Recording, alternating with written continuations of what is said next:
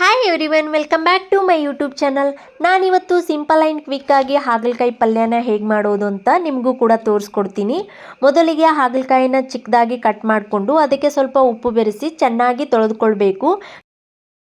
ಅದಾದಮೇಲೆ gas on ಮಾಡಿ ಒಂದು ಪಾತ್ರೆನ ಇಟ್ಕೊಂಡು ತೊಳೆದುಕೊಂಡಿರೋ ಹಾಗಲಕಾಯಿನ ಅದರಲ್ಲಿ ಹಾಕಿ ಚೆನ್ನಾಗಿ ಹುರಿದ್ಕೊಳ್ಬೇಕು. ಲೋ ಫ್ಲೇಮ್ನಲ್ಲಿ ಹಸಿ ವಾಸನೆ ಹೋಗೋವರೆಗೂ ಹುರಿದ್ಕೊಳ್ಬೇಕು. ಹಾಗಲಕಾಯಿನ ಬ್ರೌನ್ ಕಲರ್ ಬರೋವರೆಗೂ ಹುರ್ಕೊಳ್ಬೇಕು. ಗೊತ್ತಾಗುತ್ತೆ ನೋಡಿ ಕಲರ್ ಚೇಂಜ್ ಆಗಿರೋದು. ಇದು ನೋಡಿ ಇವಾಗ ಬ್ರೌನ್ ಕಲರ್ ಬಂದಿದೆ. ಇದನ್ನು ಬೇರೆ ಪಾತ್ರೆಯಲ್ಲಿ ಹಾಕ್ಕೊಳ್ಬೇಕು. ಹಾಗಲಕಾಯಿನ ಹುರ್ಕೊಂಡಿರೋ ಪಾತ್ರೆನಲ್ಲೇ ಸ್ವಲ್ಪ ಆಯಿಲ್ನ ಹಾಕಿ ಆಯಿಲ್ ಬಿಸಿ ಆದಮೇಲೆ ಅದಕ್ಕೆ ಸ್ವಲ್ಪ ಬೆಳ್ಳುಳ್ಳಿನ ಕುಟ್ಟಿ ಹಾಕ್ಕೊಳ್ಬೇಕು. ಬೆಳ್ಳುಳ್ಳಿ ಸ್ವಲ್ಪ ಫ್ರೈ ಆದಮೇಲೆ ಸಾಸಿವೆ ಜೀರಿಗೆನ ಹಾಕ್ಕೊಳ್ಬೇಕು. ಕರಿಬೇವಿನ ಸೊಪ್ಪು ಹಾಕ್ಕೊಳ್ಬೇಕು. ಸಣ್ಣದಾಗಿ ಕಟ್ ಮಾಡ್ಕೊಂಡಿರೋ ಟೊಮೊಟೊನ ಹಾಕ್ಕೊಳ್ಳಿ. ಇದೆಲ್ಲ ಚೆನ್ನಾಗಿ ಫ್ರೈ ಆದಮೇಲೆ ಹುರಿದಿಟ್ಕೊಂಡಿರೋ ಹಾಗಲಕಾಯಿನ ಹಾಕ್ಕೊಳ್ಬೇಕು. ಅರಿಶಿಣ ಪುಡಿನ ಹಾಕ್ಕೊಳ್ಬೇಕು. ಖಾರದ ಪುಡಿ ಕೂಡ ಹಾಕ್ಕೊಳ್ಬೇಕು. ತಕ್ಕಷ್ಟು ಉಪ್ಪನ್ನು ಹಾಕ್ಕೊಳ್ಬೇಕು.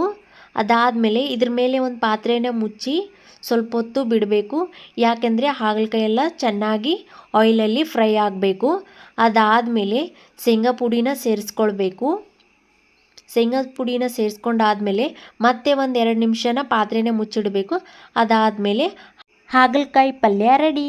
ಇದ್ರ ಜೊತೆಗೆ ಅಮ್ಮ ಮಾಡಿರೋ ಬಿಸಿ ಜೋಳದ ರೊಟ್ಟಿ ಕೂಡ ರೆಡಿ. ಈ ವಿಡಿಯೋ ನಿಮ್ಗೆ ಇಷ್ಟ ಆಗಿದ್ರೆ ಲೈಕ್ ಮಾಡಿ, ಶೇರ್ ಮಾಡಿ, ಕಮೆಂಟ್ ಮಾಡಿ.